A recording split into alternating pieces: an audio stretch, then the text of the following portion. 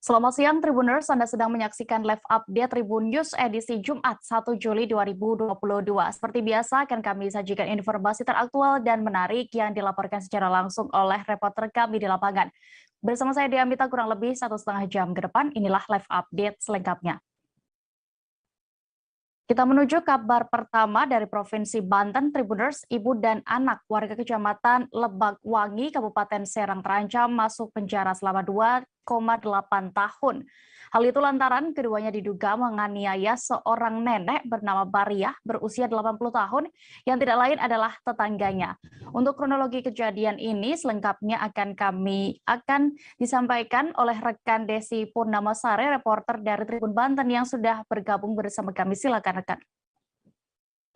Ya, baik. Terima kasih rekan Dea dan juga selamat siang Tribuners. Sebelumnya memang warga Kampung Bolang Pulo, Desa Bolang, Kecamatan Lebakwangi, Kabupaten Serang ini sempat digemparkan dengan adanya kasus pengeroyokan yang menimpa seorang nenek, yakni Nenek Bariah yang saat ini menginjakan usia 80 tahun. Dan diketahui bahwa memang peristiwa tersebut telah terjadi selama 1 tahun silam, yakni pada Februari 2021. Dan memang pada saat pantauan tribunbanten.com saat berkunjung ke lokasi atau tempat kejadian, nampak rumah korban memang tepat berada di depan aliran sungai. Dan jarak antara rumah korban dan pelaku tidaklah jauh, hanya sekitar 3 meter karena memang posisinya tepat berada di belakang rumah korban. Dan Bariah pun bercerita bahwa kejadian tersebut memang bermula pada saat dirinya usai menyapu sekitar halaman rumahnya pada pukul 8 pagi. Setelah selesai menyapu, Bariah mengatakan bahwa dirinya meminjamkan sapu tersebut kepada tetangganya dan ia pun hendak kembali pulang ke rumahnya. Namun pada saat hendak pulang ke rumahnya, Bariah mengaku bahwa sempat berpapasan dengan tetangganya tersebut, yakni Maimunah, yang sedang berjalan menuju rumahnya setelah mencuci perabotan rumah tangga di sungai depan rumah Bariah tersebut. Namun pada saat berpapasan tersebut memang Nenek Bariah dan juga Maimunah ini, Nenek Bariah tidak sengaja menyenggol tangan Maimunah. Dan pada saat itu Maimunah pun merasa marah karena Bariah menyenggol tangannya yang sedang membawa cucian piring tersebut. Dan pada saat itu pun Maimunah langsung memukul bagian leher belakang Bariah menggunakan baskom yang memang dibawanya pada saat selesai mencuci perabotan tersebut. Setelah dipukul oleh baskom tersebut oleh Maimunah, Bariah pun mengaku sangat pusing dan merasa tidak sadarkan diri hingga terjatuh ke tanah. Namun masih belum puas, Maimunah pun menarik kerudung Bariah ketika rambut Bariah keluar dari balik kerudungnya tersebut. Maimunah juga menarik rambut korban hingga terjatuh ke tanah. Bahkan Bariah mengaku dirinya pun sempat diinjak pada bagian badan dan juga dadanya oleh Maimunah tersebut selaku tetangganya. Dan nenek tersebut juga mengaku bahwa pada saat kejadian ia tidak bisa berteriak karena memang merasa takut dan juga panik. Karena pada saat pengeroyokan tersebut berlangsung, Maimunah tidaklah sendirian, melainkan dibantu oleh anaknya yakni bernama Rokidah. Sementara itu cucu korban berinisial K mengaku bahwa dirinya mendengar keributan tersebut pada saat dipanggil oleh tetangganya yang melihat kejadian itu langsung. Dan mengetahui hal-hal tersebut, cucu korban pun langsung bergegas keluar rumah dan membantu sang nenek. Pada saat ditemukan, sang nenek sudah tergeletak di tanah dengan kondisi lemas dan masih dikeroyok oleh keduanya tersebut. Namun memang ia berusaha keras membantu dan melerai kejadian tersebut. Namun sang cucu ini juga mengaku bahwa sempat mendapatkan cakaran dari kedua tetangganya tersebut yang melakukan pengeroyokan terhadap neneknya. Dan selain itu cucu korban juga mengatakan bahwa memang hal ini tidak hanya terjadi pada saat itu saja, namun memang sebelumnya juga sempat ada kejadian percecokan antara keduanya, yakni pada saat tetangganya tersebut, yakni Maimunah, itu membangun sebuah spiteng di halaman belakang rumah korban. Dan pada saat itu korban, yakni Nenek Bariah ini, mengingatkan kepada Maimunah untuk tidak membangun spiteng di lokasi dekat sumur yang memang sudah dibangunnya sejak lama. Namun pada saat itu Maimunah dan Bariah itu saling bercekcokan karena memang tidak terima Maimunah ini ditegur oleh Bariah. Dari situ bermula mereka berdua saling cekcok hingga mungkin saat ini ia menuturkan bahwa ada dendam tersendiri dari tetangganya tersebut. Sementara itu ia juga mengatakan bahwa Nenek Bariah ini memang sempat mengalami trauma mendalam atas kejadian tersebut, sehingga ia juga sempat dibawa ke Tangerang, yakni di kediaman anaknya yang pertama, untuk meredam dan menghilangkan rasa traumanya tersebut yang memang sudah dialami selama 1 tahun lalu. Sementara itu, Kades Bolang, Saifi, juga mengatakan bahwa hal ini memang sudah dilakukan jalur tempuh mediasi selama sebanyak 7 kali, namun memang dari hasil mediasi tersebut yang sudah ditempuh oleh pihak kepala desa, juga dari pihak kepolisian, yakni Polsek juga Polres, namun memang tidak ada ditemukannya titik terang dari hasil mediasi tersebut. Dan memang hingga saat ini sudah masuk ke ranah hukum, begitu Dea. Baik, terima kasih rekan Desi, dan berikut Tribuners kami tampilkan keterangan dari Kades Bolang, Saifi, terkait kejadian ini selengkapnya. Baik Pak, permasalahan warga kami atas nama Bimai dan Mirofida itu, permasalahan itu kami desa sudah memfasilitasi dengan kemampuan desa, bahkan desa sudah berapa kali ngumpulin di kantor desa, tapi tidak ada titik temu gitu. Bahkan dari Polres pun melimpah ke desa karena sudah titik temu, tapi saya panggil lagi di desa, tapi tetap nggak titik temu. Bahkan berapa kali mediasi di desa, kurang lebih bangsa 4 kali, di rumah pun seperti itu. Bahkan semua terlibat, ketua RT, ketua RW, bahkan SPD pun, kepala sekolah pernah terlibat. Tapi nggak ada titik temu gitu.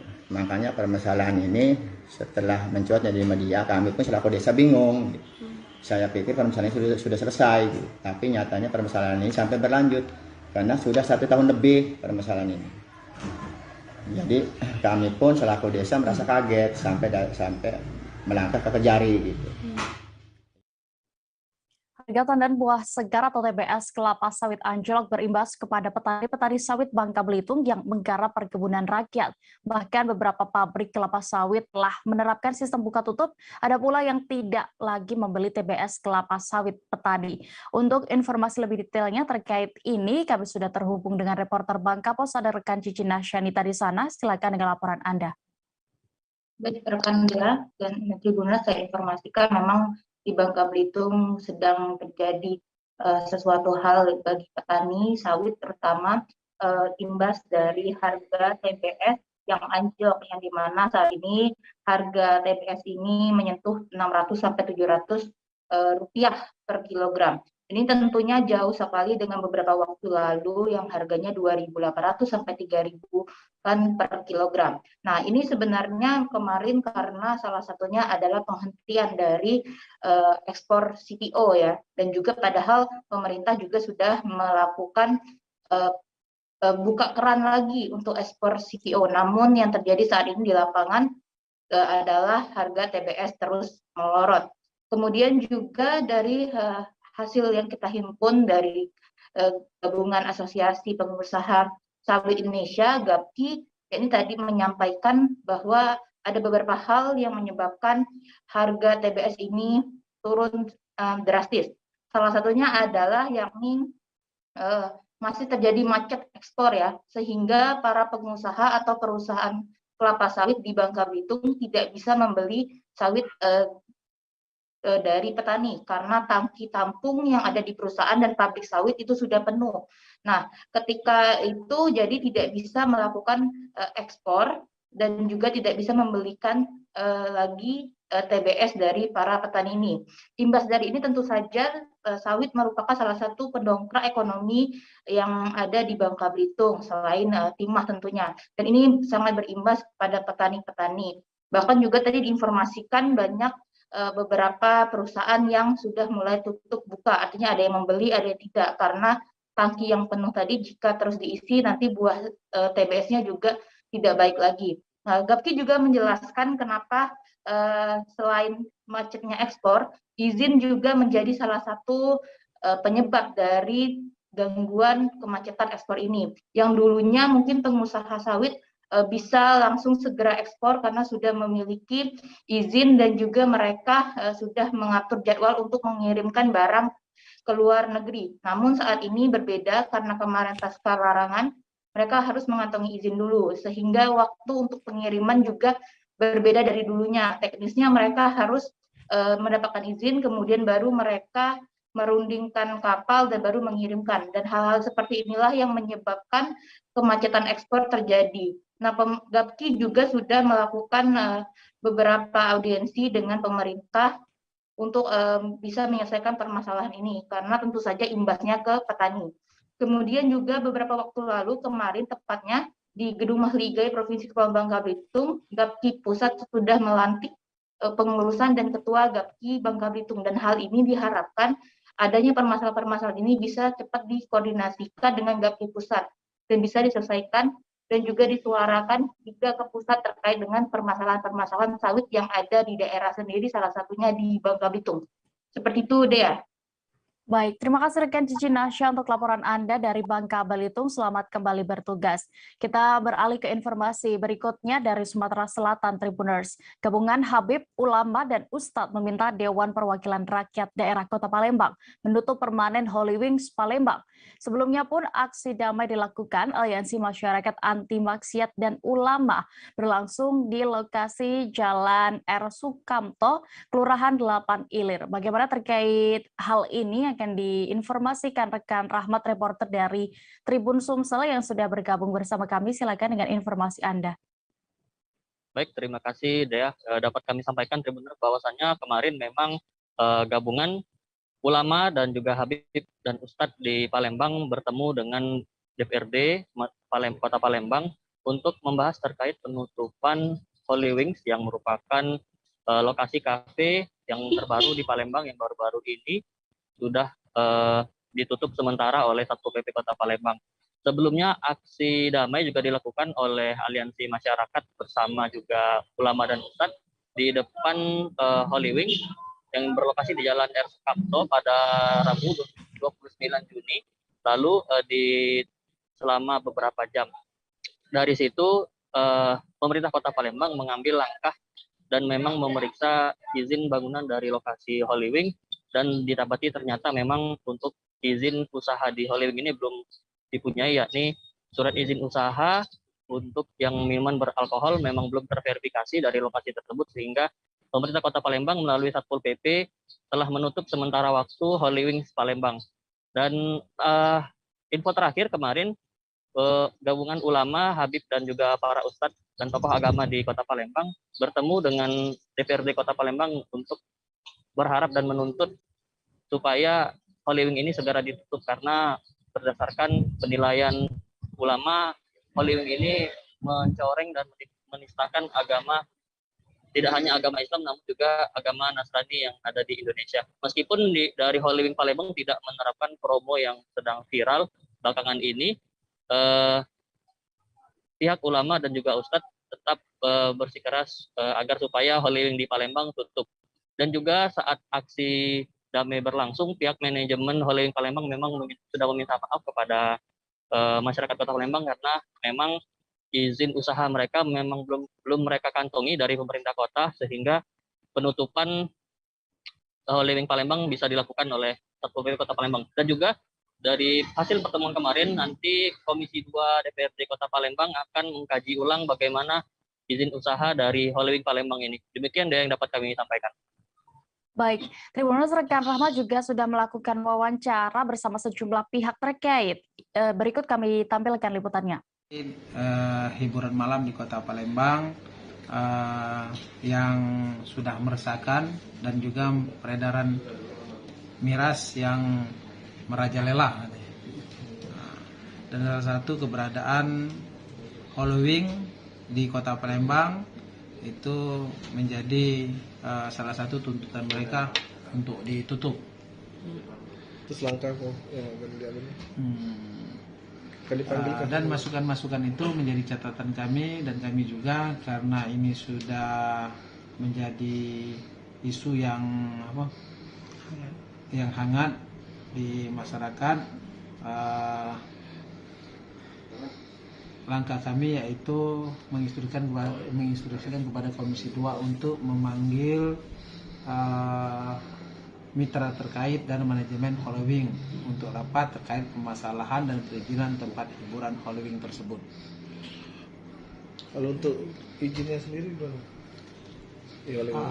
Izin ini untuk di pemerintah Kota Palembang yaitu izin restoran, dan kemudian ada bar itu izinnya ke pemerintah provinsi, dalam hal ini DPM PTT.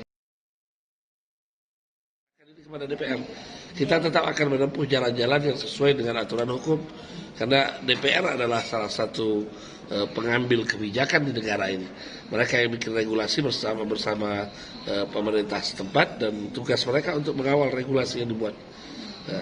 Anggaran tidak keluar juga kalau tidak diketok palu oleh DPR.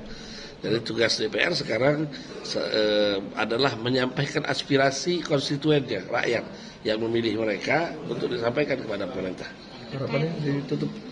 Kalau untuk Halloween tentu ditutup total secara permanen, karena pelanggaran secara administratif mungkin pemerintah yang lebih tahu, tapi penghinaannya terhadap agama itu sudah luar biasa.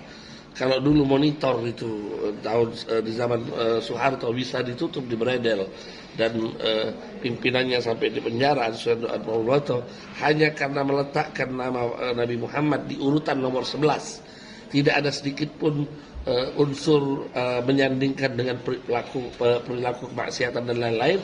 Tapi ini yang dilakukan oleh Halloween, bukan hanya melakukan penghinaan kepada Nabi, merendahkan Nabi, menyandingkan nama Nabi dengan minuman keras dan lain-lain sebagainya. Anggota Ditpolairut Polda Kaltara, yakni Bribtu HSB, kini resmi menjadi tahanan Kejaksaan Negeri Bulungan. Bribtu HSB diketahui terlibat kasus kepemilikan tambang emas ilegal di Sekata, Kabupaten Bulungan. Saat ini Bribtu HSB sedang melaksanakan tahap 2 perkara. Untuk informasi lebih detailnya, kami sudah terhubung dengan rekan Georgie Santana Silalahi, reporter dari Tribun Kaltara, yang akan melaporkan. Silakan rekan.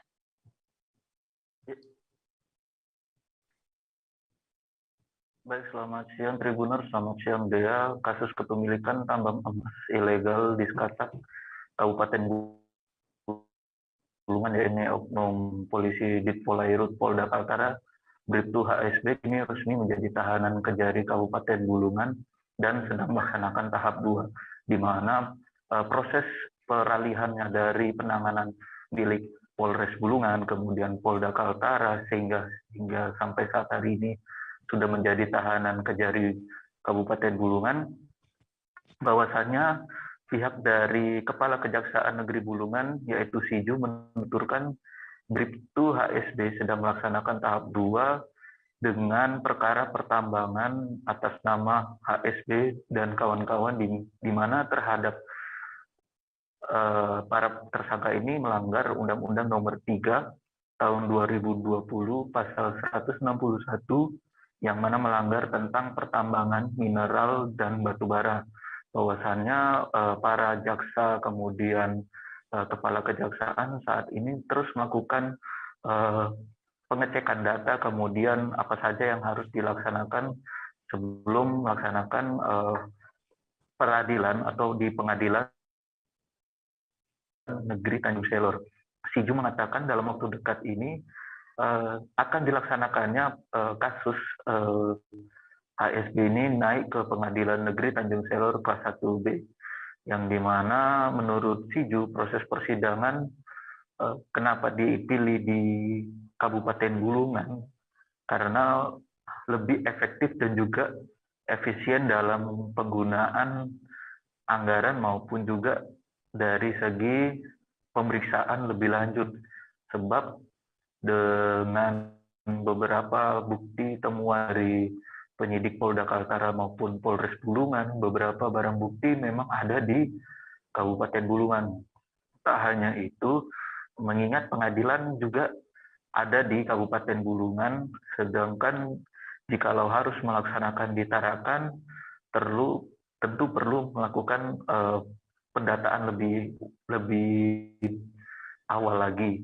Sebab saat ini juga 3 alat berat ekskavator maupun 2 dump truck dan beberapa barang bukti lainnya sudah diamankan yang ada di Polres Bulungan. Lebih lanjut, kata Siju, seluruh jajaran Kejari Bulungan sudah berkomitmen dalam menangani kasus Bribtu HSB secara profesional, yang dimana Kejari Bulungan akan terus berusaha profesional mengawal kasus ini hingga selesai dan jaksanya akan melaksanakan dengan profesional juga. Kemudian bila mana ada pihak keluarga, kemudian sanak saudara yang ingin bertemu dengan Bribtu HSB untuk membesuk, Siju meminta supaya bersurat terlebih dahulu ke Kejari Bulungan. Karena selama sepanjang ada surat permohonan resmi, nantinya juga akan dipertimbangkan oleh Kejari Bulungan terhadap hak-hak yang dimiliki atau yang diajukan pihak anggota keluarga Bribtu HSB ke Kejari Bulungan.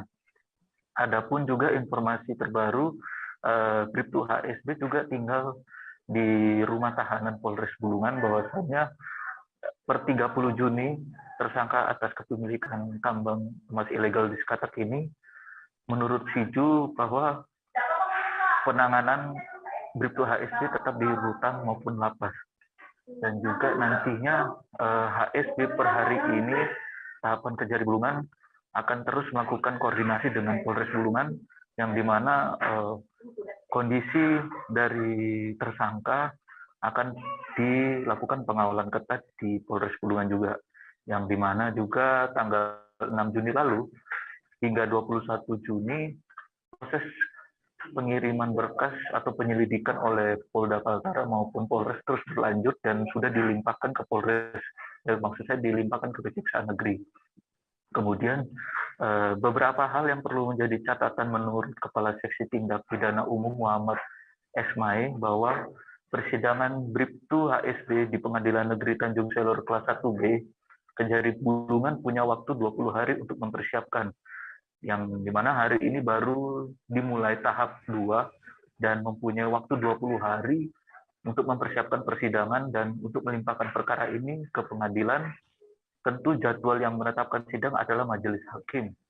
Selama penanganan 20 hari oleh Kejari Bulungan, Mai mengatakan bisa diperpanjang. Bahwasannya bisa diperpanjang ini 30 hari kalau mau mempersiapkan persidangan dengan melapor Ketua Pengadilan Negeri Tanjung Selor. Demikian yang bisa dapat saya sampaikan, kembali ke studio. Baik, Tribuners, berikut kami tampilkan juga keterangan dari sejumlah pihak selengkapnya. Sesuai dengan pasal 8 ayat 3 KUHP, kalau penyidikan itu sudah selesai, penyidik itu menyerahkan tanggung jawab tersangka dan barang bukti kepada penuntut umum. Makanya hari ini dilaksanakan tahap 2. Tahap 2 dilaksanakan pada hari ini.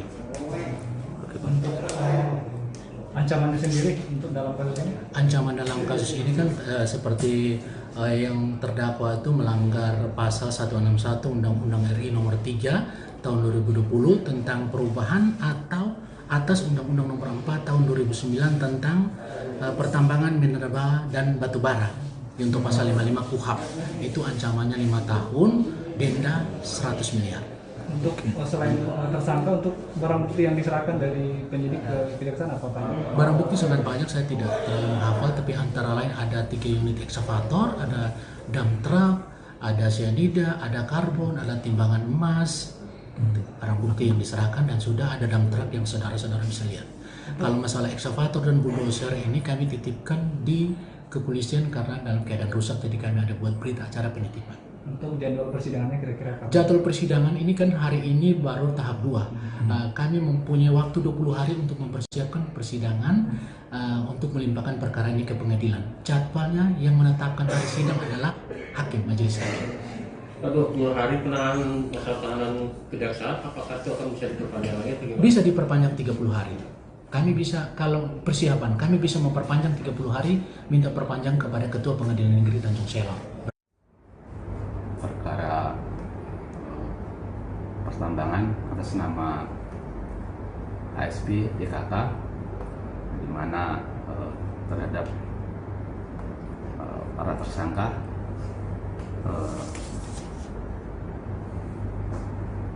disangka itu melanggar pasal 3 Undang-Undang Nomor 3 tahun 2020 pasal 161, di mana mengatur tentang pertambangan mineral dan batu bara.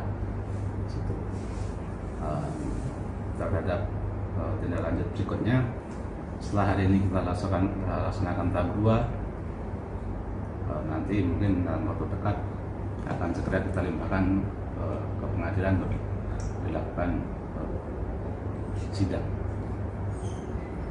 Pak, untuk penahanannya ini sudah bukan di... Kasus penipuan berkedok penjualan tanah seluas 1.698 hektar terjadi di Lombok Tengah, Nusa Tenggara Barat. Lokasi tepatnya terletak di Desa Kateng, Kecamatan Peraya Barat Daya, Lombok Tengah. Kasus penipuan ini merugikan korban hingga 11 miliar rupiah lebih. Untuk informasi lebih detailnya dan juga kronologi dari kasus penipuan ini akan dilaporkan rekan Setiawati Indah, reporter dari Tribun Lombok yang sudah bergabung bersama kami. Silakan. Baik, terima kasih. Kasus ini terjadi di Lombok Tengah, tepatnya di Lombok Tengah, berada di Desa Kateng, Kecamatan Peraya Daya, Lombok Tengah. Kerugian ini memiliki tanah seluas 1.698 are. Tanah ini memiliki lahan seluas 1.698 are dijual oleh tersangka penipu yang inisialnya LB seharga 10 juta rupiah. Itu per are. Dan senilai 16,9 miliar ke korban berinisial H. Dan keterangan ini disampaikan oleh Kabid Humas Polda Nusa Tenggara Barat, yaitu Kombes Pol Atato. Atato menyampaikan tanah yang dijual berikan sebanyak 32 bidang tanah akan balik namanya ke H setelah membayar harga tanah sebesar 70%. Tetapi korban selain FB juga, yaitu inisial CW, mengaku profesi sebagai notaris.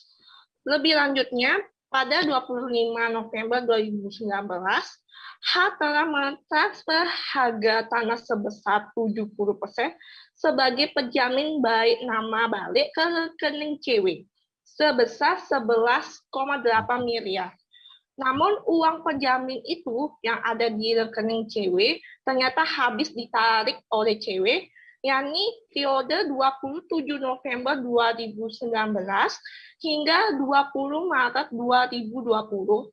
Dan juga ada beberapa hal yang digunakan dalam uang penjamin yang tadi digunakan oleh CW untuk membayar utang memberi tanah di Desa Batu Jayi, Lombok Tengah, hingga ditransfer ke rekening LB.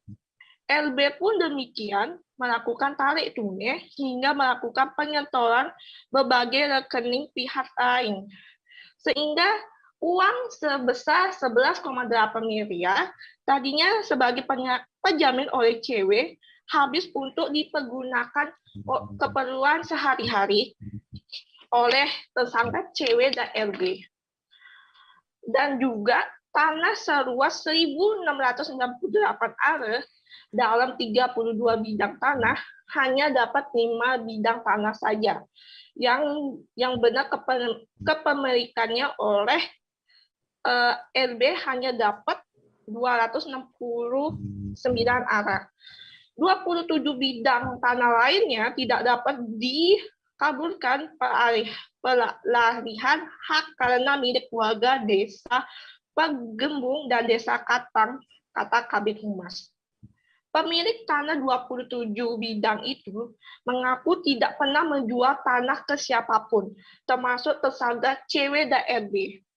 Untuk melanjutkan proses kasus ini akan dibawa ke Kejaksaan Tinggi Nusa Tenggara Barat pada hari Kamis 30 Juni 2022.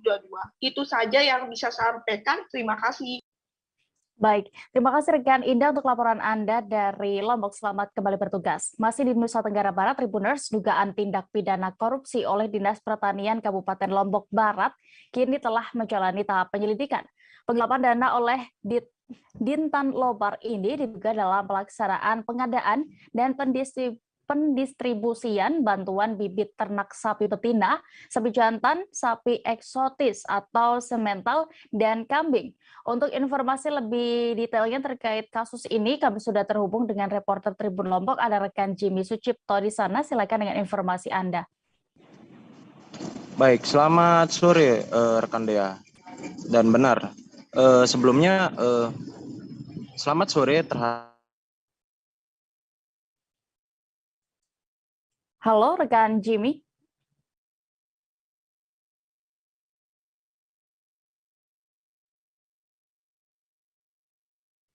Halo, rekan Jimmy, bisa mendengar kami di studio?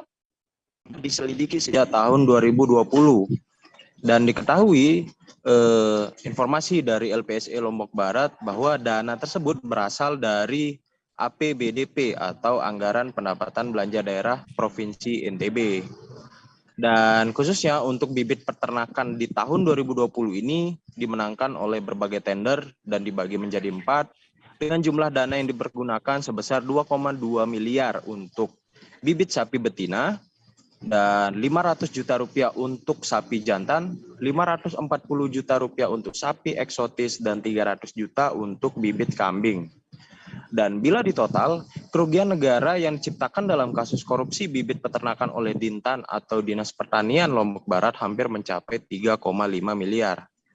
Dan kasus ini sudah naik dari penyelidikan menjadi penyidikan. Dan hal ini masih terus didalami oleh Kejaksaan Negeri Kota Mataram dalam mengusut tuntas kasus korupsi. Dan diantaranya sedang melakukan audit dan juga penyitaan dokumen yang memang untuk menjadi penunjang dalam pengungkapan kasus korupsi ini. Dan dalam beberapa waktu ke depan akan segera diinformasikan oleh Kejaksaan Negeri Kota Mataram seperti apa data-data yang menjadi penguat bahwa ini adalah kasus korupsi dan juga perlawanan hukum yang dilakukan oleh Dinas Pertanian Lombok Barat. Dan itu saja yang bisa saya sampaikan pada rekan Dea. Saya kembalikan, terima kasih. Baik, terima kasih rekan Jimmy Sucipto untuk informasi Anda. Selamat kembali bertugas. Kita beralih ke informasi berikutnya. Komisi 5 DPR RI dipimpin Ketua Komisi Lazarus melakukan kunjungan kerja di Kabupaten Minahasa Selatan. Kunjungan tim saat itu untuk memastikan kondisi sekitar lokasi bencana serta memastikan masyarakat yang terdampak bencana mendapatkan bantuan rumah dari pemerintah. Untuk laporan lengkapnya dan juga bagaimana situasi saat kunjungan ini akan disampaikan rekan Ishak Mamunto, reporter dari Tribun Manado yang sudah siap dengan informasinya. Baik, terima kasih rekan Dea. Tribuners, Komisi 5 DPR RI yang dipimpin langsung oleh Ketua Komisi 5 Lazarus bersama dengan seluruh anggota DPR RI Komisi 5 mengunjungi langsung lokasi yang terdapat bencana di Kabupaten Minahasa Selatan, tepatnya di Kota Amurang, pesisir pantai yang ada di Uran 1, Kelurahan Uran 1 dan Kelurahan Bitung, Amurang. Nah, kunjungan Komisi 5 kali ini yaitu untuk memastikan bagaimana kondisi di lokasi bencana saat itu, serta memastikan bahwa pemerintah saat ini akan memberikan bantuan sepenuhnya kepada korban yang terdampak bencana. Dan kedatangan Komisi 5 DPR RI kali ini bukan hanya Lazarus, tapi juga ditemani dengan Sarce Tandiasik dari fraksi PDIP, juga ada Harvey Malayovolo dari fraksi PDIP, Chen Suilan dari fraksi Golkar, serta Syahrul Ma'asad dari fraksi PKS, dan Atari Ardi dari fraksi PAN. Dan kedatangan mereka juga menggandeng Kementerian PUPR, Kementerian Perhubungan, BMKG, dan Basarnas. Jadi pada saat melakukan kunjungan ke lokasi, mereka menyatakan tentang apa sebenarnya yang terjadi pada bencana tersebut. Jadi penyebabnya sampai saat ini disampaikan bahwa kondisi tersebut dikarenakan adanya longsoran yang terjadi di laut. Dan bagaimana kondisi pada saat lokasi pemukiman saat ini yang ada di sekitaran pesisir pantai itu merupakan timbunan sedimen dari bertahun-tahun yang lalu. Jadi itu bukan merupakan tanah yang padat, tapi tanah yang sangat lunak. Jadi kontur tanah yang tidak stabil. Dan selain itu juga Komisi 5 DPR RI bersama rombongan mengunjungi pos pengungsian yang ada di Kelurahan Lewet, Kecamatan Amurang. Dan di sana Komisi 5 memberikan bantuan berupa uang tunai kepada korban bencana, di mana bantuan tersebut diterima langsung oleh Sekda Kabupaten Minsel, dan dilanjutkan untuk mereka melakukan kunjungan ke lokasi hunian sementara, dan mereka juga dilanjutkan kunjungan bukan hanya sampai di situ, tapi berkunjung juga ke lokasi yang mana menjadi tempat relokasi para korban bencana saat ini. Dan hasil kunjungan tersebut nanti akan dibicarakan lebih lanjut lagi bagaimana pemerintah atau negara akan memberikan bantuan kepada korban bencana.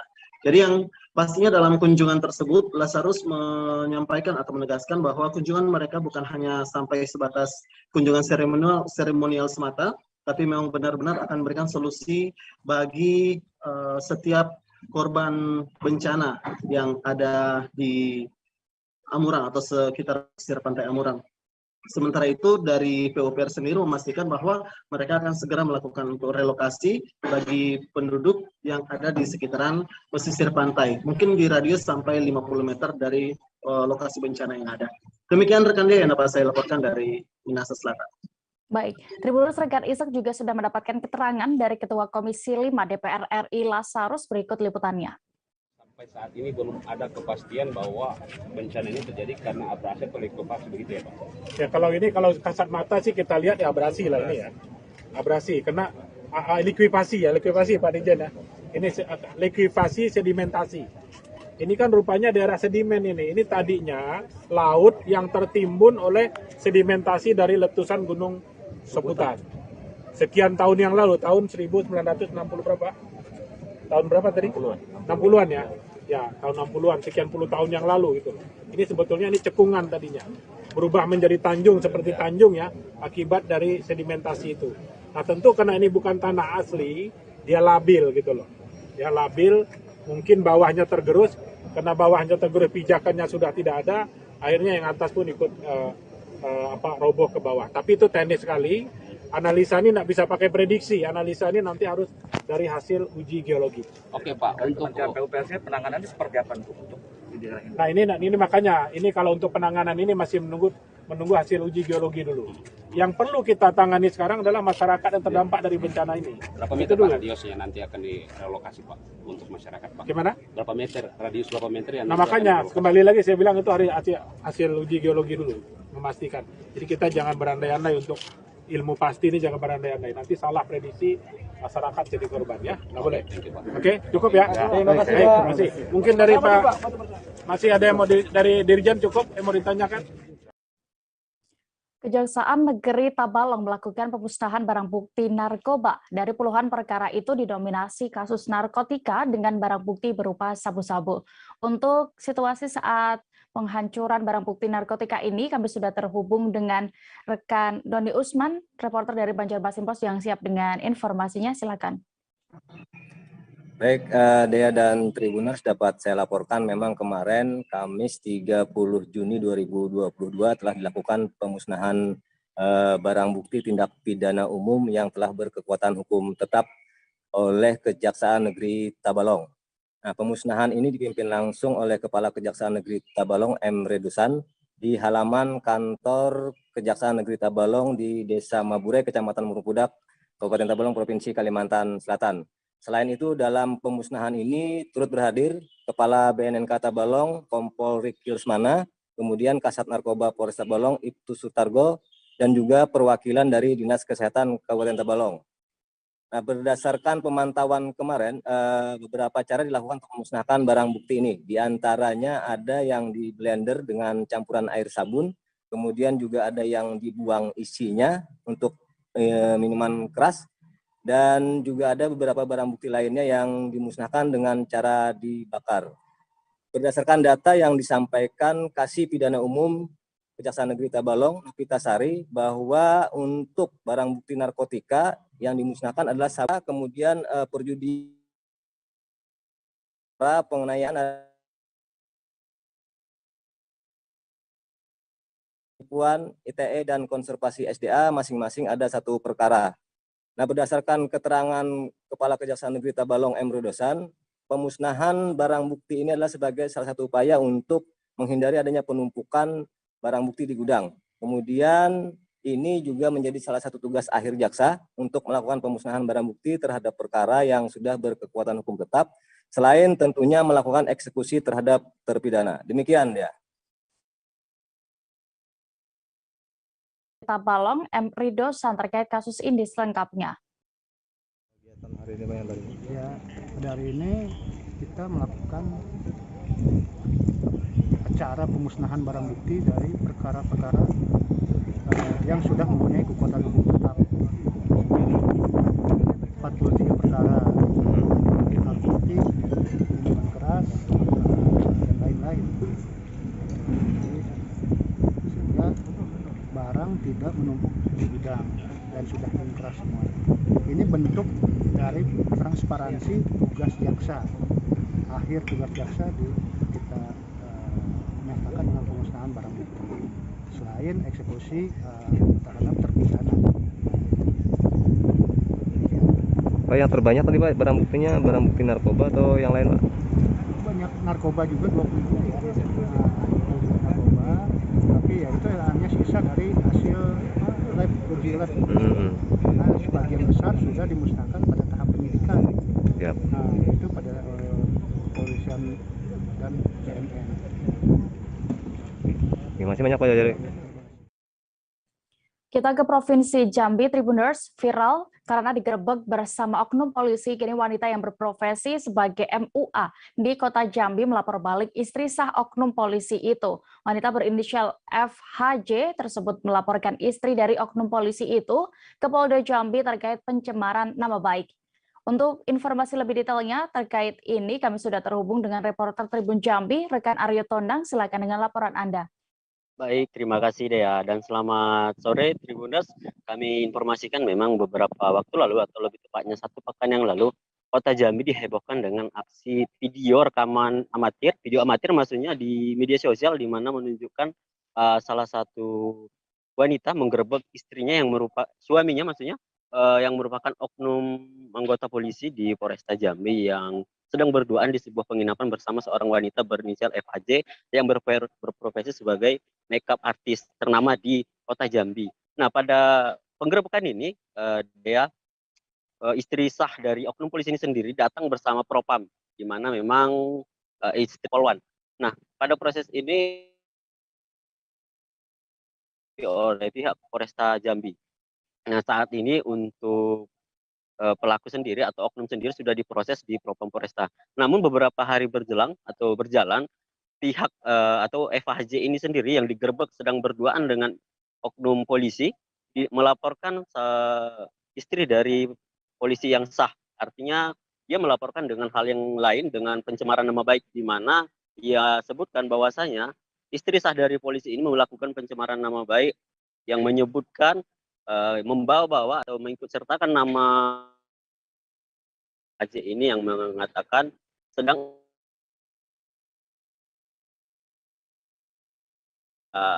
risis, kemudian melaporkan kejadian ini ke pihak kepolisian. Kita masih menunggu langsung konfirmasi dari Polda Jambi apakah ini resmi bentuk laporan atau masih sebuah pengaduan. Karena kita sampai saat ini masih menginformasikan. Ada yang marah-marah sama aku gara-gara pengiriman yang nggak real, lama sampainya real. Mau yang pasti 1 jam, Gosen instan aja. Real 1 jam. Sikan.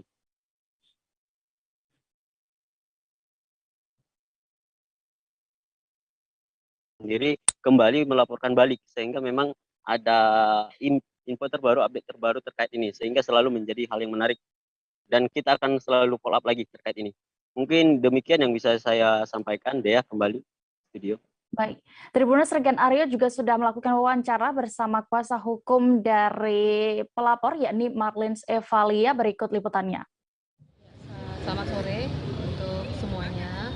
Ya, di sini pada hari ini hari Rabu ya, Rabu tanggal 29 Juni 2022. Dalam hal ini kami kuasa hukum dari pelapor Febri, kemarin klien kami ini sudah melaporkan ke Polda Jambi, ke SPKT Polda Jambi terkait pada tanggal 27 Juni ya, beliau sudah melaporkan seorang perempuan dengan inisial NR dalam kaitan dugaan tindak pidana dalam Undang-Undang ITE, di mana dalam hal ini terlapor NR, inisial NR tadi,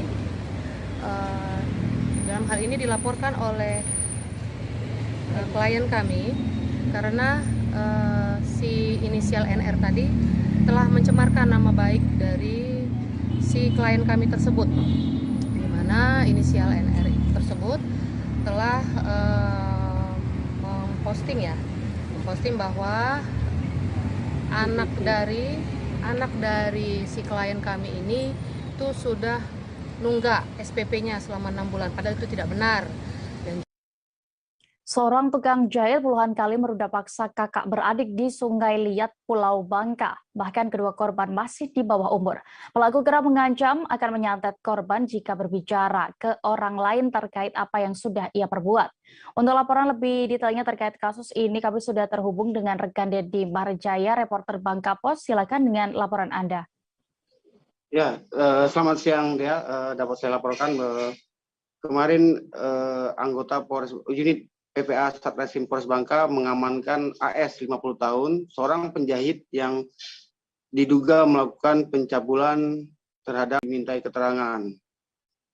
Berdasarkan keterangan korban, pelaku sudah melakukan pencabulan atau persetubuhan terhadap dirinya sebanyak 22 kali. Kemudian diduga juga saat diambil keterangan, adik korban juga menginformasikan juga dia pernah digauli oleh sang AS ini. AS dengan namun berdasarkan kesaksian AS sendiri, AS mengaku membantah semua keterangan tersebut. Dirinya mengaku hanya menggauli korban sebanyak 3 kali, itu pun tidak ada paksaan ataupun ancaman. Sementara korban sendiri mengaku sempat pernah diancam dengan kekerasan, kemudian juga diancam akan disantet jika melaporkan kejadian itu kepada orang lain. Peristiwa tersebut berdasarkan sejumlah saksi, AS sendiri adalah kerabat atau teman orang tua korban sesama penjahit. Namun karena ekonomi orang tua korban sedikit agak lemah, kemudian AS kerap datang dan memberikan perhatian. Bahkan AS sempat membelikan handphone, HP, makanan dan lain sebagainya kepada keluarga, kepada korban sendiri. Bahkan orang tua korban menganggap AS sudah menjadi keluarga, sehingga menganggap tidak mungkin terjadi apa-apa. Namun diam-diam AS awal AS melakukan persetubuhan terhadap korban sendiri. Saat itu AS mengajak korban membeli makanan di luar di pasar. Kemudian saat pulang diketahui AS mencium mawar yang kemudian menurut keterangan AS mawar membalasnya. Namun malam itu tidak terjadi apa-apa. Beberapa hari kemudian saat korban mendatangi tempat kios jahitnya pelaku, kemudian terjadilah persetubuhan antara keduanya, dan itu berulang terus hingga tahun bulan September 2021. Terungkapnya kasus ini saat itu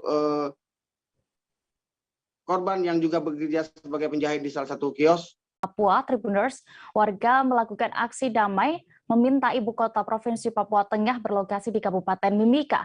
Aksi ini dihadiri ratusan warga dengan berjalan kaki dari lapangan Pasar Lama menuju gedung DPRD Mimika pada kemarin. Untuk informasi lengkapnya terkait bagaimana situasi saat demonstrasi kemarin ini akan dilaporkan rekan Marcelinus Labulela, reporter dari Tribun Papua. Silakan.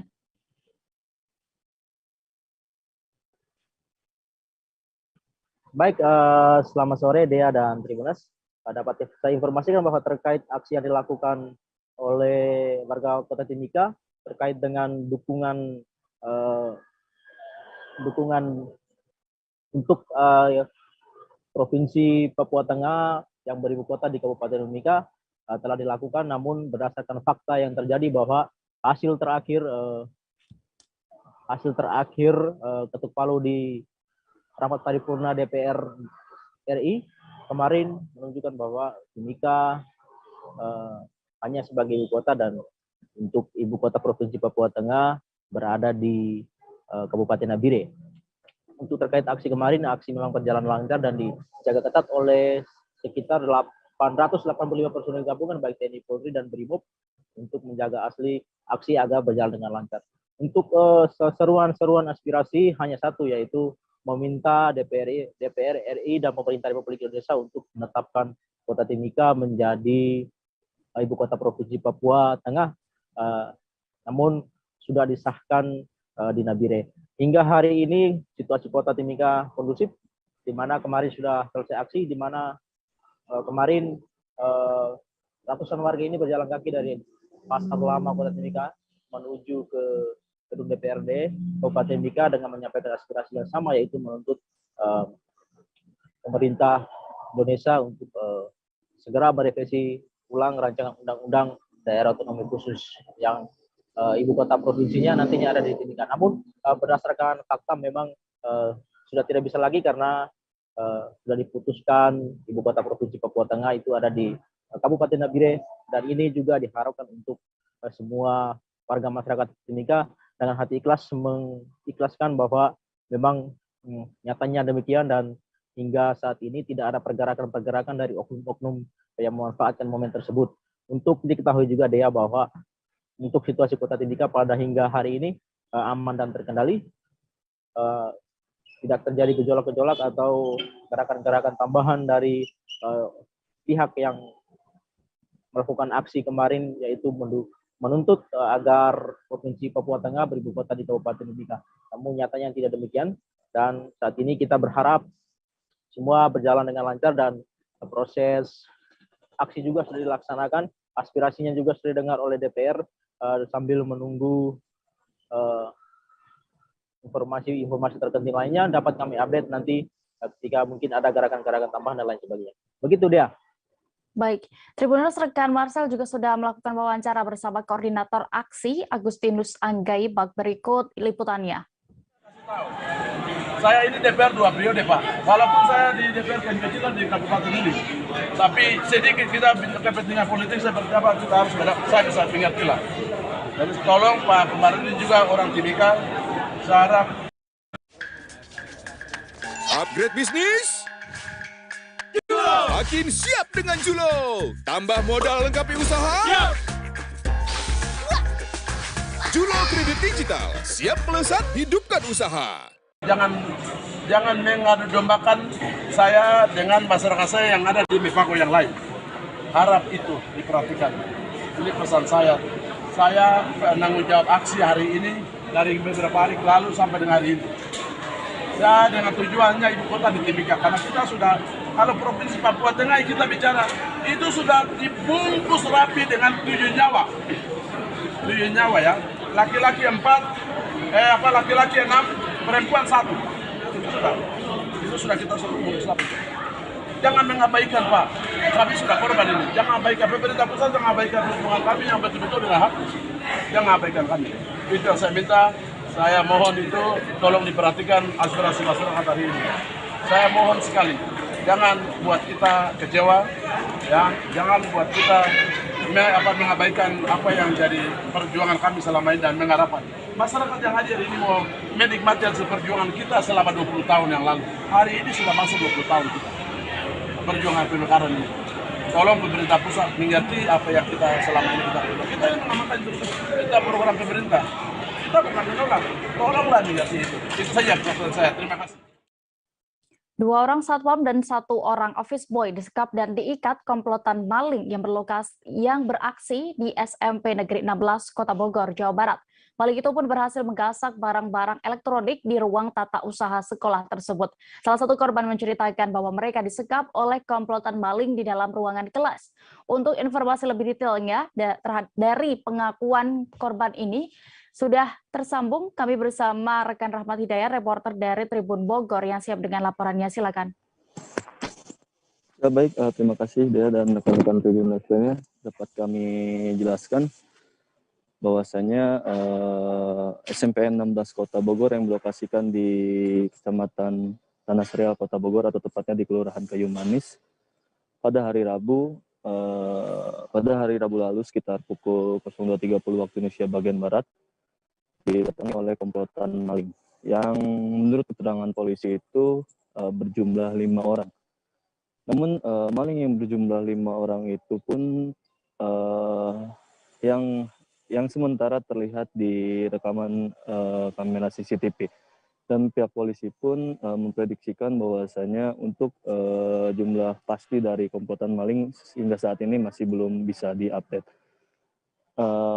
Dan bisa kami jelaskan juga bahwasanya komplotan maling itu yang terlihat oleh kami di rekaman CCTV mendatangi ruangan tata usaha yang ada di SMPN 16 Kota Bogor dan berhasil menggasak 6 buah laptop, kemudian 1 buah infocus dan 2 buah handphone serta uang tunai senilai 1.500.000.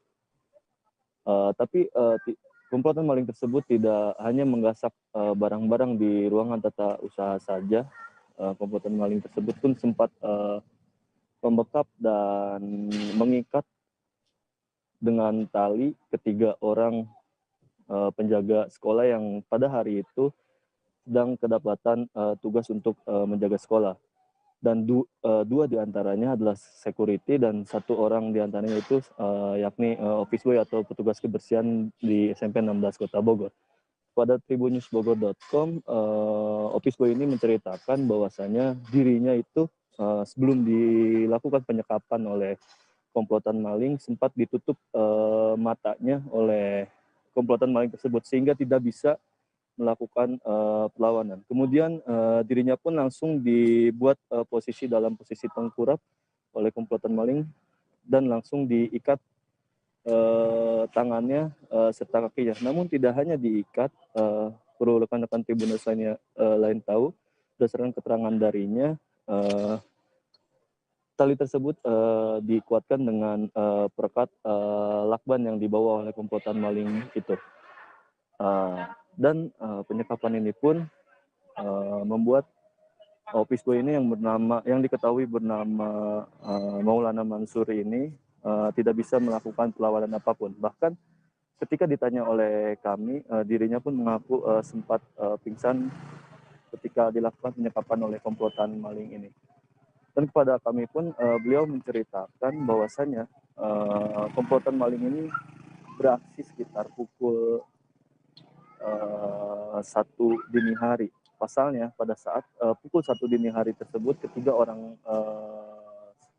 penjaga sekolah ini dan salah satu diantaranya adalah beliau, mereka sudah dalam posisi untuk bersiap tidur. Nah, untuk office boy ini sendiri, pada saat jam 1 tersebut sudah tidak menyadari hal apapun. Pasalnya dirinya mengaku sudah tertidur lelap. Langsung saja dirinya langsung dilakukan penyekapan oleh komplotan maling dengan menutup mulutnya dengan lakban hitam yang dibawa oleh komplotan maling tersebut.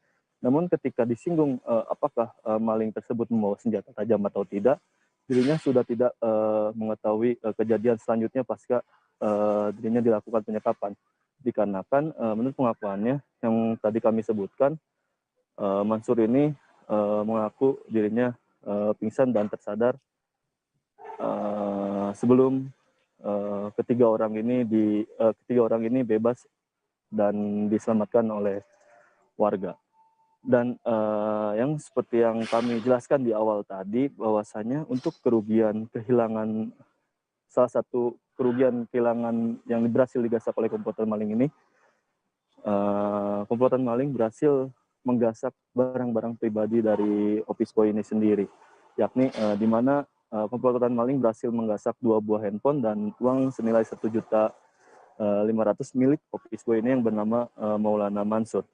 Namun beruntung menurut Mansur dirinya tidak dilakukan tindakan kekerasan lainnya, cuma dirinya mengaku sakit hati dikarenakan barang-barang milik pribadinya itu ikut digasak oleh komplotan maling.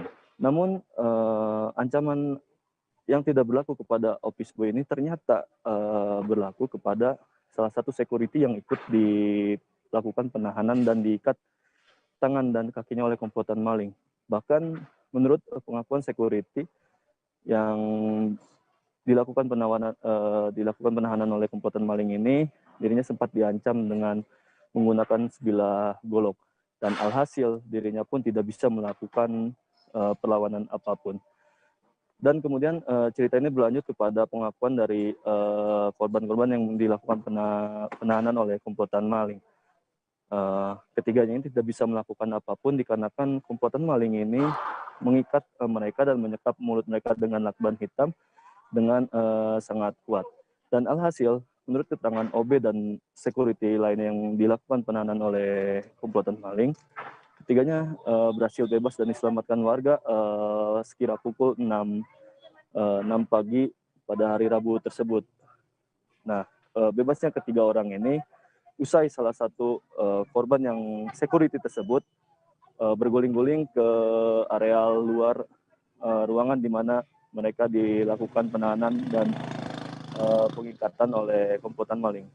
Security tersebut berteriak-teriak kepada warga sekitar dan alhasil warga sekitar yang mendengar langsung menolong ketiga orang ini. Dan untuk kabar update ataupun perkembangan selanjutnya dari kasus ini, pihak polisi pun sudah melakukan olah TKP dan identifikasi TKP dengan menurunkan beberapa ekor anjing pelacak. Namun hingga saat ini hasilnya belum maksimal dikarenakan anjing pelacak yang mengundus keberadaan komplotan maling tersebut hanya sampai bagian samping SMP 16 Kota Bogor.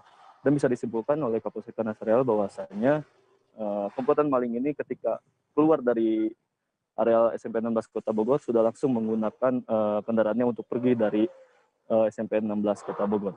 Begitu Dea dan rekan-rekan Tribuners lainnya laporan dari kami. Baik, Tribuners, rekan Rahmat Hidayat juga sudah melakukan wawancara langsung bersama salah satu korban yang disekap di SMPN 16 Kota Bogor. Berikut liputannya. Udah saya nyenyak, saya tidur udah dibekem begitu, udah saya nggak bisa berdaya, udah situ udah saya udah. Awal dibekem tuh pakai apa? Pertama pakai sarung bantal saya sweater saya sendiri, gitu. Terus? Udah situ sampai pagi, sampai selamatin saya udah nggak bisa berdaya. Di bekep ya, Akang diapain aja? Saya dilakban, ini diikat, maaf nih, Okay. ya, contoh begini ya, ini begini, nih udah begini saya, udah begini terus, nggak bisa kiri kanan nggak bisa saya, kayak gitu. Berarti mulut dilakban, tangan udah tadi seperti tadi diikat pakai apa, Kang? Double plus lakban ya. Tali sama lakban. Iya, plus lakban. Kaki itu. juga. Kaki dua-duanya. Kang, pelaku itu sempat ngeluarin senjata atau apa? Kalau ke saya sih kurang tahu, karena saya dari awal sampai di balkon itu sampai ditutup mata terus sampai sweater saya itu udah. Dan kehilangan saya itu handphone 2, uang tunai juga. Itu milik pribadi? Milik pribadi. Uang tunai berapa, Kang? 1,5. Handphone 2. Oke. Gitu.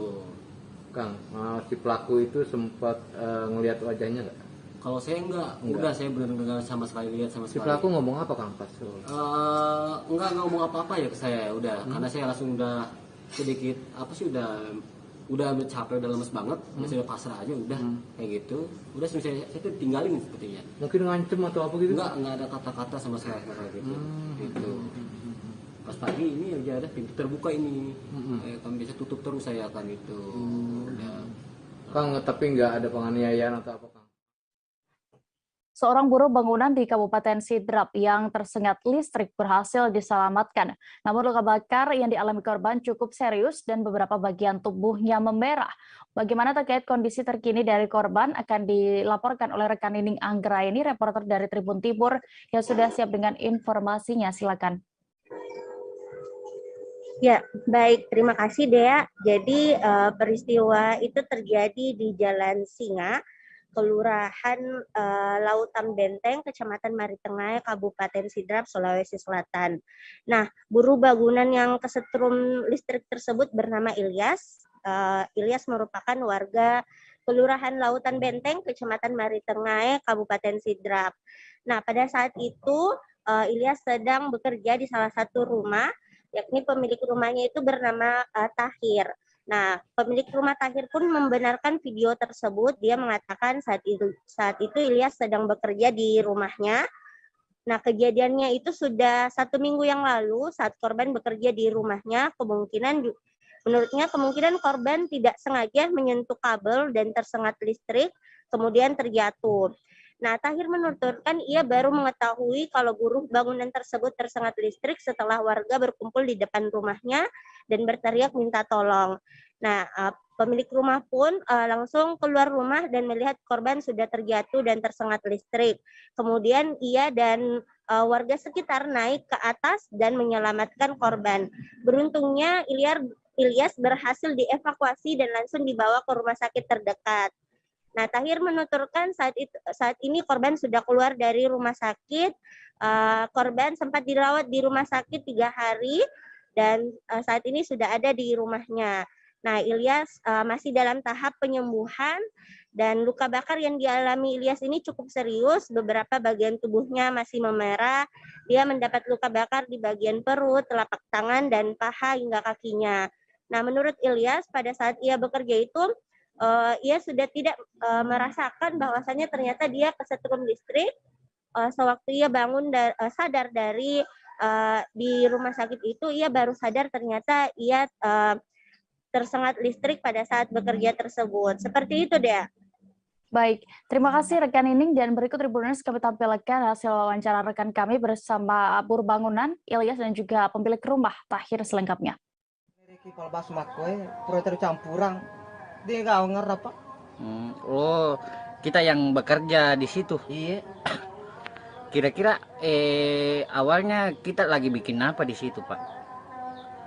Kita plastiran rumah kan? Siapa? Sekitar 50 cm itu tingginya, Pak. Tinggi. Kabel apa ini yang kena, Ki? Nggak tahu itu, Pak. Kira-kira kabel tulisnya lupa. Pak, dia tulisnya anu. Ada. Iya, terus? Tapi begitu rembur tarian semua baru saya akan buat. Oh, sudah ada di atas itu. Sudah jatuh. Oh, sudah jatuh. Nyata lari naik di atas. Kabel apa memang dia pegang, Pak? Tidak, bukan kabel. Bukan kabel? Iya, penggarisnya. Oh, penggarisnya kabel dia pegang? Penggarisnya. Ternyata dia kena di atas, toh. Iya. Terus gimana nih kabarnya itu orang sekarang, Pak? Sudah keluar nih. Oh, sudah keluar. Iya, sudah keluar. Apanya yang sakit itu, Pak? Tangan, dada, kaki. Tidak tahu luka apakah bekas strong atau bekas jatuh, toh? Iya. Oh, sempat jatuh. Sempat jatuh di atas bukan jatuh turun.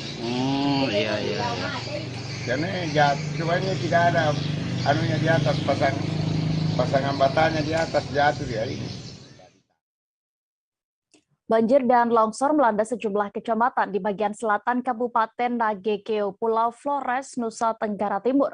Bencana terjadi seusai hujan deras disertai angin yang menimpa wilayah pesisir selatan Kabupaten Nagekeo selama sepekan terakhir. Bagaimana pantauan kondisi terkini di sana akan dilaporkan rekan Patrianus Miojawa, reporter dari Tribun Flores yang sudah siap dengan informasinya. Silakan.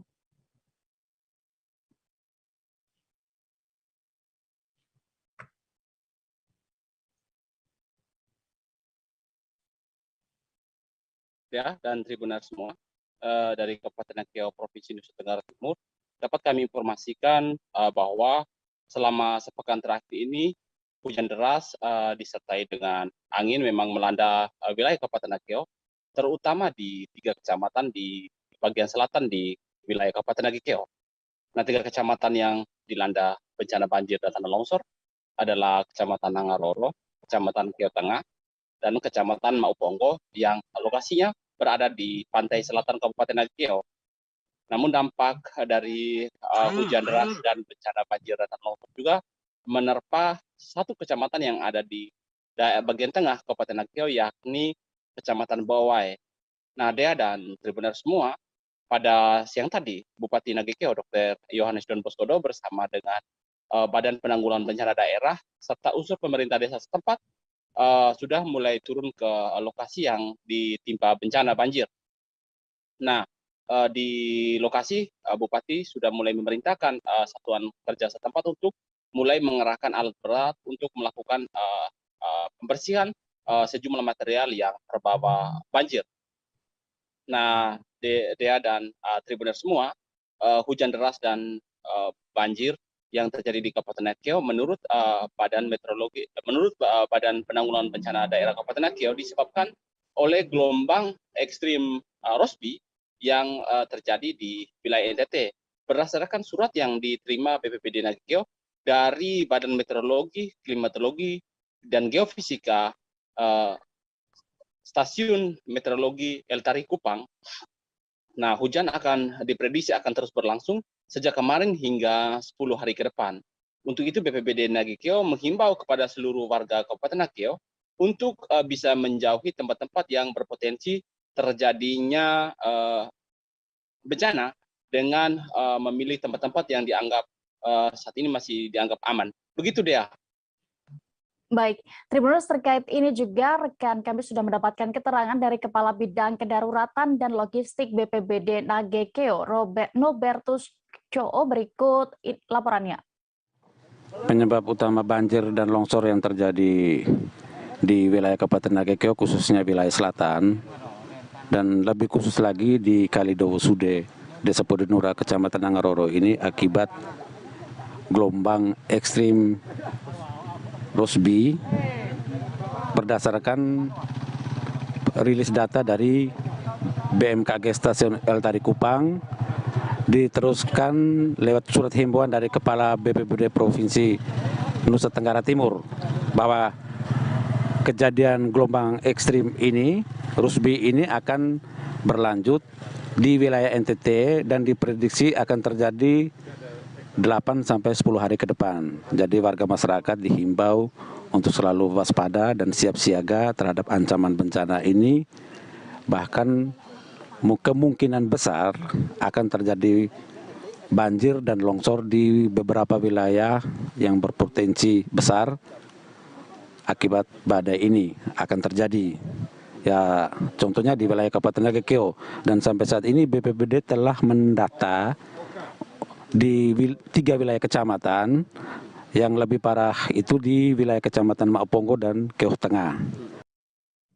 Kabar berikutnya datang dari Aceh, Tribuners. Angin puting beliung menerjang Kecamatan Kembala, Kabupaten Pidi. Peristiwa itu menyebabkan tiang listrik dan pepohonan tumbang menutupi Badan Jalan Nasional Kembala Tangse Tumbak. Untuk laporan terkini terkait kondisi di sana dan juga terkait bencana ini, kami sudah terhubung dengan reporter dari Serambi News, ada rekan Muhammad Nazar. Silakan dengan laporan Anda. Ya, terima kasih dia. Halo Tribun News, kami laporkan dari Provinsi Aceh. Pada Kamis 30 Juni 2022, Kecamatan Kembala Kabupaten Pidi diterjang puting beliung sekitar pukul 7.30 waktu Indonesia bagian barat. Peristiwa tersebut menyebabkan 3 tiang listrik dan juga beberapa pepohonan tumbang di atas badan jalan nasional yang menghubungkan Kecamatan Kembala dengan Tangse, Kecamatan Tangse, Kabupaten PD, saudara. Sehingga akibat peristiwa tersebut, transportasi dua arah sempat terputus total, sehingga Tribunnews, pengguna jalan harus dialihkan menuju jalan desa dari desa setempat menuju desa Ugading, Kecamatan Gembala. Perlu juga diketahui Tribunnews bahwa saat kejadian puting beliung yang menerjang Kecamatan Gembala juga menerbangkan atap rumah warga, sehingga menimbulkan kepanikan yang luar biasa karena Tribunnews kejadian itu secara dadakan yang menghantam kecamatan tersebut. Namun sekitar 3 jam kemudian itu lokasi kecamatan Gembala dilaporkan aman kembali, normal kembali, dan sejumlah petugas baik dari Badan Penanggulangan Bencana Daerah Kabupaten PD bersama masyarakat bergotong royong membersihkan badan jalan. Juga petugas PLN membenahi aliran listrik, sehingga arus lalu lintas di jalan tersebut normal kembali. Begitu juga Tribunnews bahwa sempat juga terjadi pemadaman listrik di 4 kecamatan yang juga meliputi Kecamatan Gembala, Tangsi, Gempang, dan Mane. Namun juga sekitar 3 jam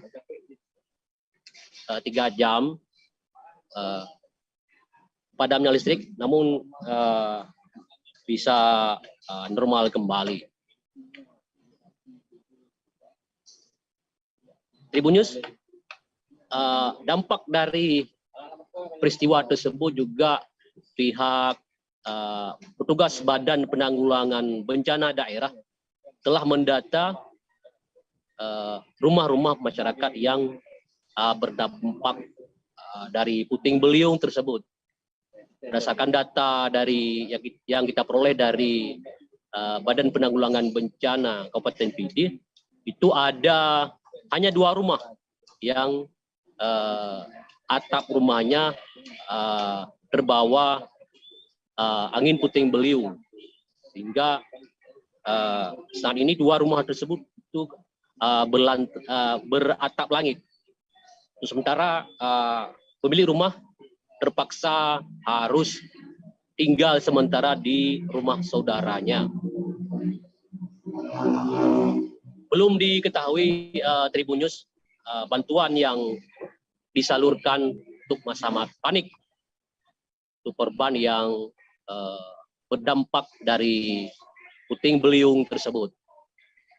Demikian dia laporan dari Provinsi Aceh. Baik, terima kasih rekan Muhammad Nazar untuk laporan Anda dari Aceh. Selamat kembali bertugas.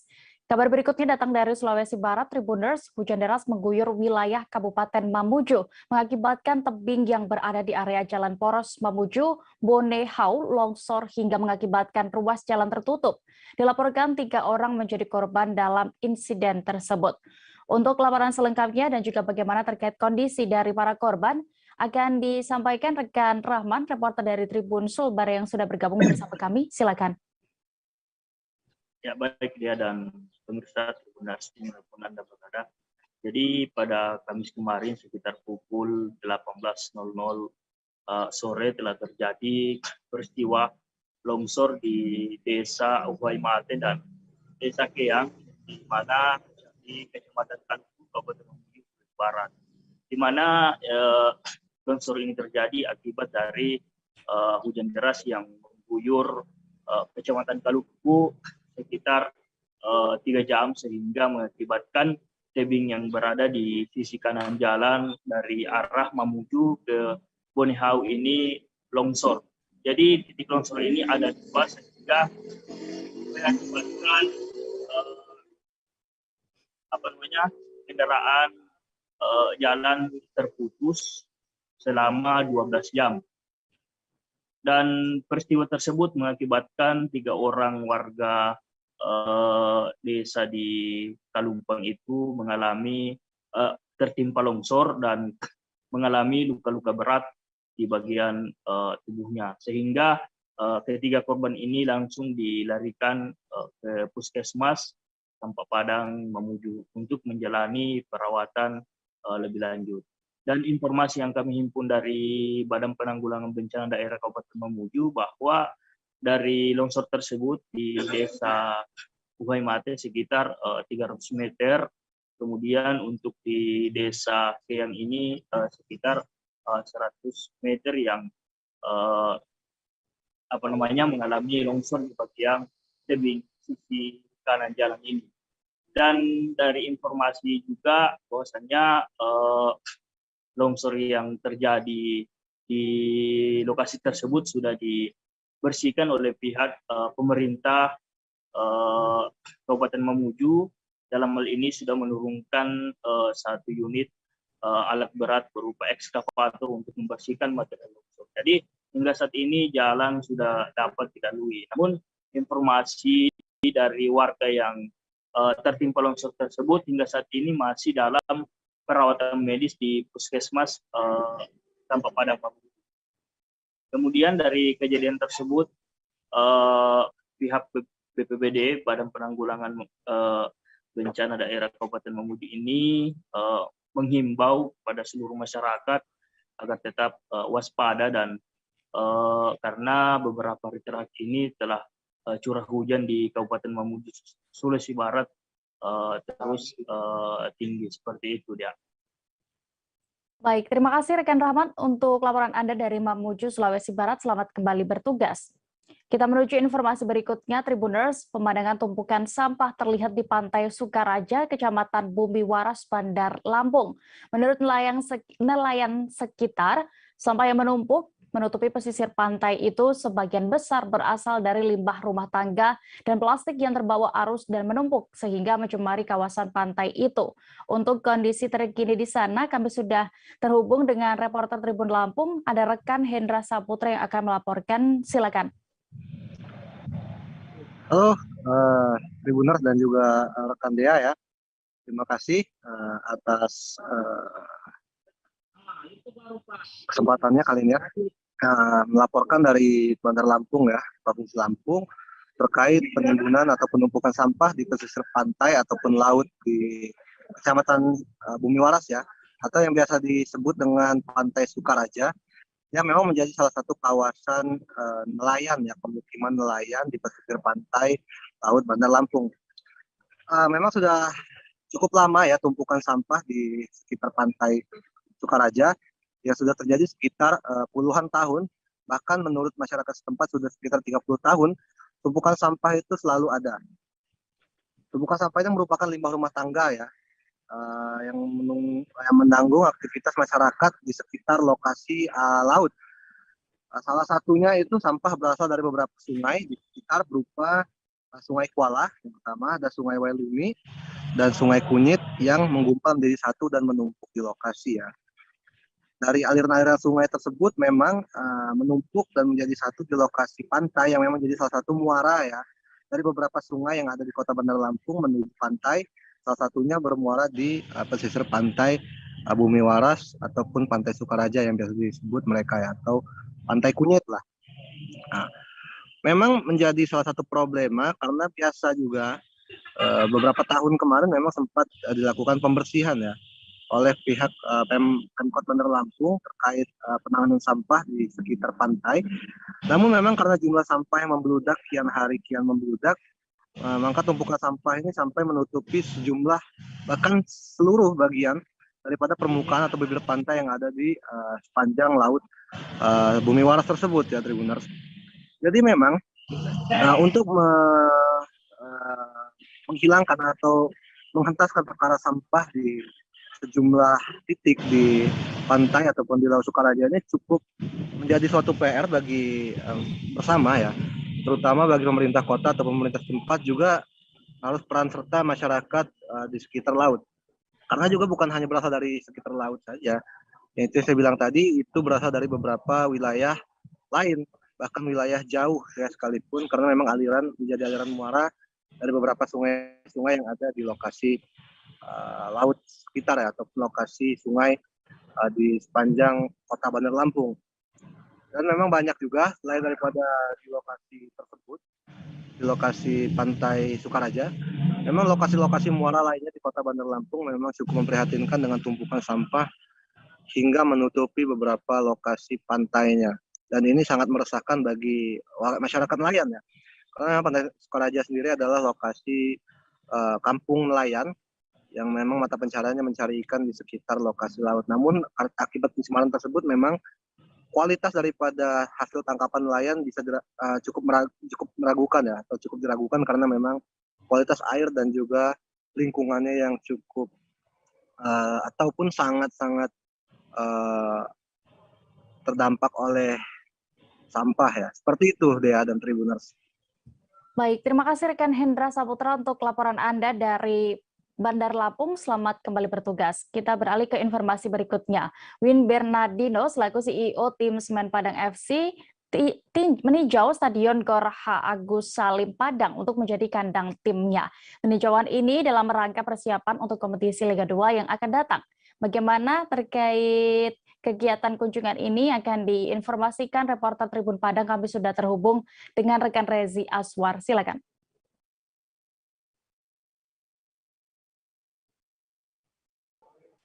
Iya Dea, kemarin ya, tepatnya Kamis tanggal 30 Juni 2022, pihak dari tim Semen Padang FC melakukan peninjauan di Stadion Gor Haji Agus Salim Padang di Kecamatan Padang Barat, Kota Padang, Provinsi Sumatera Barat.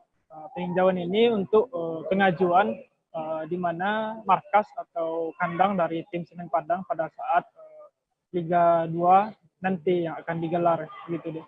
Dan di mana kemarin CEO Semen Padang FC Win Bernardino datang langsung ke Stadion Gor Haji Agus Salim melihat bagaimana kondisi terkini dari stadion atau lapangan yang akan digunakan untuk kompetisi Liga 2 Indonesia.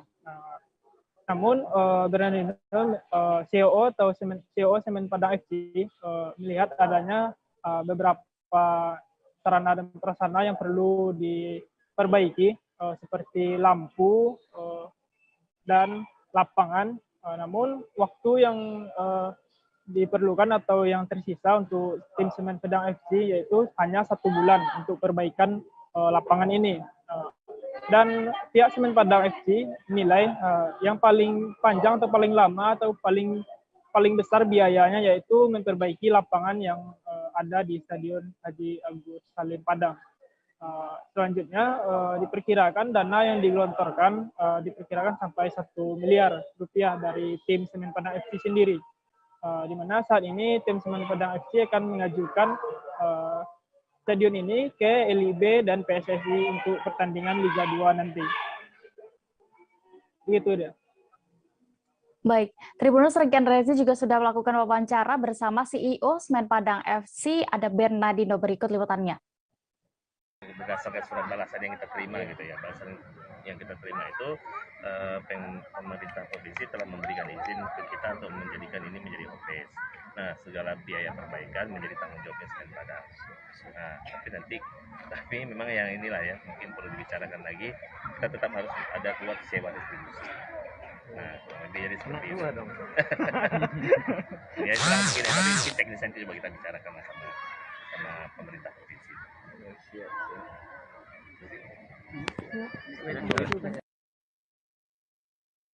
Pertanyaan.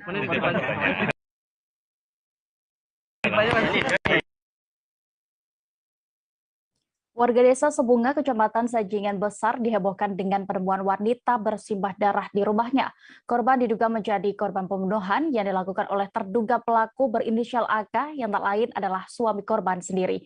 Untuk informasi lebih detailnya terkait kasus ini, kami sudah terhubung dengan rekan Imam Maksum, reporter dari Tribun Pontianak yang akan melaporkan selengkapnya. Silakan. Baik, terima kasih Dea dan Tribuners yang ada di mana saja. Setelah terjadi peristiwa pembunuhan yang dilakukan oleh AK kepada istrinya sendiri bernama Rusiana di Dusun Aping, Desa Sebunga, Kecamatan Sajingan Besar, Kabupaten Sambas, Kalimantan Barat, pada Kamis 30 Juni 2022. Nah, kejadian pembunuhan tersebut dilaporkan oleh adik korban bernama Rosita yang sebelumnya dihubungi oleh korban pada Rabu atau 1 hari sebelumnya pada tanggal 29 Juni 2022. Namun keesokan harinya Rosita datang ke kediaman korban dan menemukan warga telah berkerumun ke kediaman korban atau di TKP di Desa Sebunga, Kecamatan Sajingan Besar, Kabupaten Sambas, dan menemukan kakaknya dalam kondisi meninggal dunia dengan luka di bagian perut sebelah kanan. Tidak hanya itu, dari TKP, yaitu di dapur rumah korban, korban bersimbah darah dan luka pada bagian perut sebelah kanan. Kemudian sang suami yang diduga sebagai pelaku pembunuhan hendak melakukan upaya bunuh diri dengan melukai atau menyayat kedua tangannya dan meminum racun. Kemudian petugas kepolisian dari Polsek Sajingan Besar mengidentifikasi korban dan membawa terduga pelaku berinisial AK ke puskesmas terdekat untuk ditangani. Sampai sejauh ini, menurut keterangan Kapolsek Sajingan Besar, Ibtu Rio Charles, mengungkapkan bahwa motif sementara pelaku menghabisi korban lantaran cekcok rumah tangga dan sedikit ada permasalahan ekonomi keluarga mereka. Sampai saat ini petugas kepolisian masih menunggu terduga pelaku pulih dari usai minum racun, hendak melakukan upaya bunuh diri.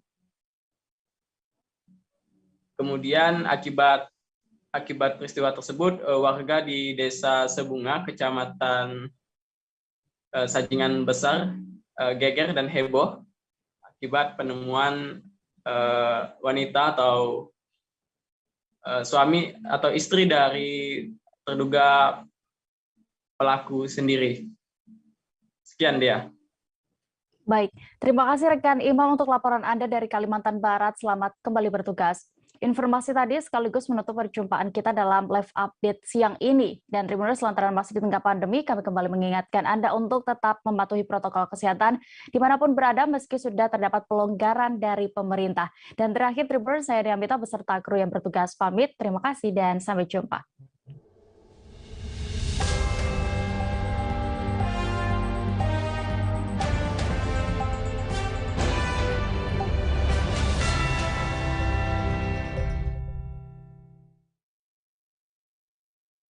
Jangan lupa like, subscribe, dan share ya!